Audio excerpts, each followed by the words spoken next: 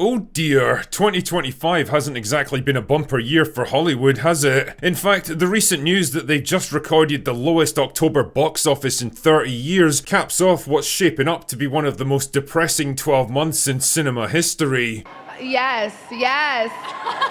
A year marked by a drastic downturn in new productions in LA, even as foreign markets start to take over, a summer movie season of tired sequels and declining franchises that never really took off, and a fourth quarter that's delivered nothing but disastrous flops and unwanted propaganda flicks. Damn man, even Sydney Sweeney couldn't save the day. So how the hell did it come to this? We were all told that survive until 25 was the mantra going around Hollywood, that after years of lockdowns and strikes and pandering to the message, this was the year that Tinseltown was finally gonna get back on track. You sure about that?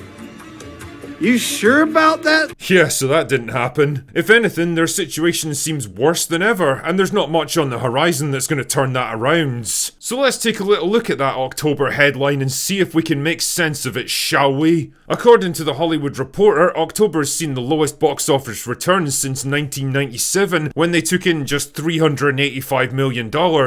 Although if you actually bother to adjust for inflation, which you probably should because it's kind of a big deal these days, that number's more like 700 million in today's money. But whatever way you choose to look at it, it's been a shitty month for Hollywood movies, and it's been driven mostly by a complete lack of anything worth watching. Tron Ares was the big tentpole movie of the month, a disastrously bad sequel made by a company that isn't just scraping the bottom of the barrel for old IPs, it's now digging several hundred feet below it. You can tell they wanted to release this thing in the summer, but they knew it could never hope to compete with the big wannabe blockbusters, so instead it got punted to the October dumping grounds. One battle after another was a typical Oscar bait Hollywood wankfest that feels like it arrived about 10 years late to the party, pushed out onto a weary audience that's now thoroughly sick of political lectures. Nobody was interested in this one, and the whole thing came and went like a fart in the wind. Even The Smashing Machine, which was supposed to be The Rock's big comeback movie, marrying his star power with indie filmmaking sensibilities, failed to make any impact whatsoever. It wasn't exactly a bumper year for horror movies either. Yeah, Good Boy offered up a novel spin on the traditional horror film, but with a $6.5 million haul, it wasn't exactly setting the box office on fire. The only big horror movie of the month was Black Phone 2, a pretty by-the-numbers sequel that brought in $70 million domestically. Ironically, the one movie that could have actually turned it around was Frankenstein, but for reasons best known only to themselves, Netflix gave it the most limited of theatrical releases purely so it could qualify for Oscar consideration before punting it straight onto streaming.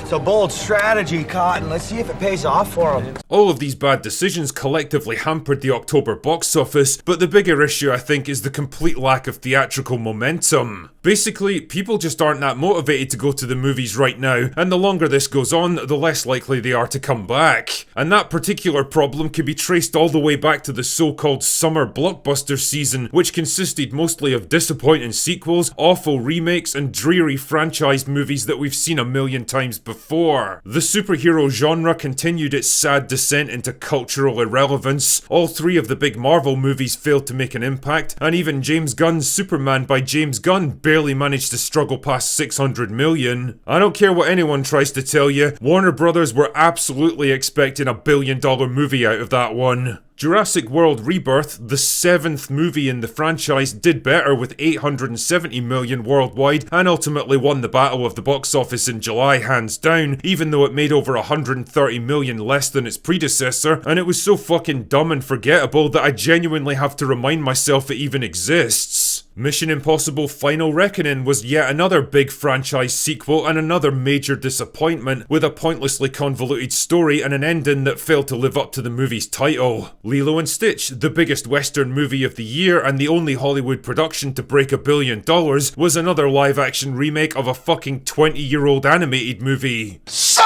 of a bitch! So was How to Train Your Dragon, in fact, and I can't shake the feeling that the success of both movies was predicated on parents in their early 30s wanting to relive their childhoods while shutting their own kids up for a couple of hours. In fact, it's kind of telling that by far the biggest movie of the year wasn't even made by Hollywood.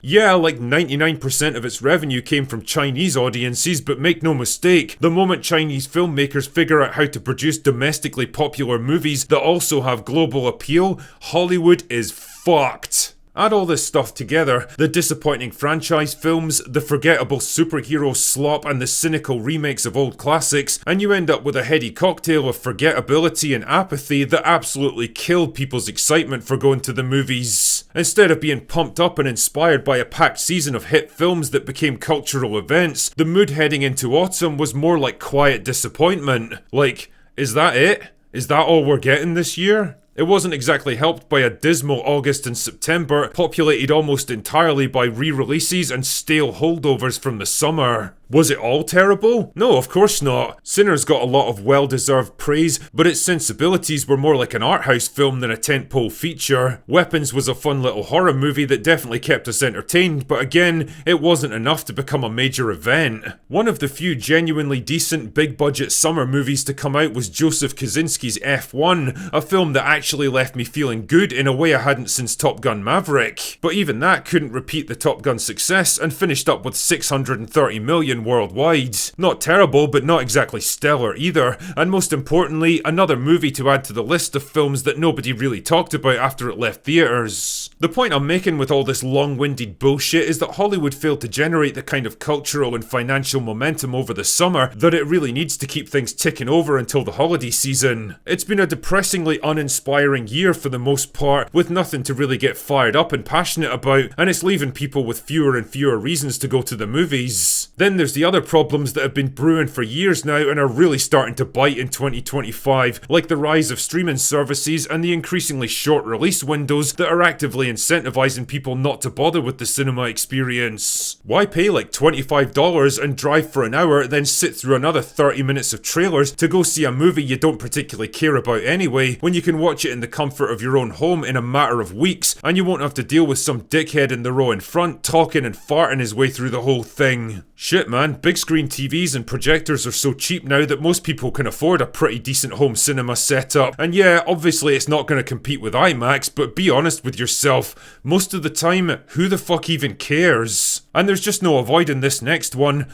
Hollywood's obsession with identity politics has been slowly killing it over the past 10 years, bringing down every big money-making franchise, stunting projects that might otherwise have been successful, alienating half their potential customers, and souring them on the very people who used to get arses in seats. Movie stars. I've talked at length about the self-righteous actors who make it their business to lecture the rest of the world on how to think and act, but now it finally feels like the collective culture of Hollywood is slowly trying to distance itself from a culture war they've clearly lost. Shit man, even Jennifer Lawrence, the first female action star according to Jennifer Lawrence, finally seems to have realised that there's a world outside of her safe, privileged Hollywood bubble, and a lot of the people in it don't agree with her political takes. In fact, about 100% of them don't even need to hear her political opinions for any reason, because she's a fucking actor, not a political pundit. It's not her job to voice her thoughts on this stuff, and it never was. Yeah, you could probably argue she's about half a decade late to the party on this one, and she's only saying it now because her career's on the kind of trajectory that makes the Hindenburg look like a model of stability, but I think her sentiments reflect a growing acceptance in Hollywood that when you're in the business of entertainment, well, politics is bad for business. I know, it seems pretty obvious to us, but what can I say? I guess they're kind of retarded in that part of the world. So what exactly does the future hold for Hollywood at the box office? Are they eventually going to get back to printing money and entertaining the masses? Or will they slide into cultural irrelevance and get replaced by cheap AI slop and foreign competitors? Time will tell, but I'm not exactly optimistic about their chances. Anyway, that's all I've got for today. Go away now.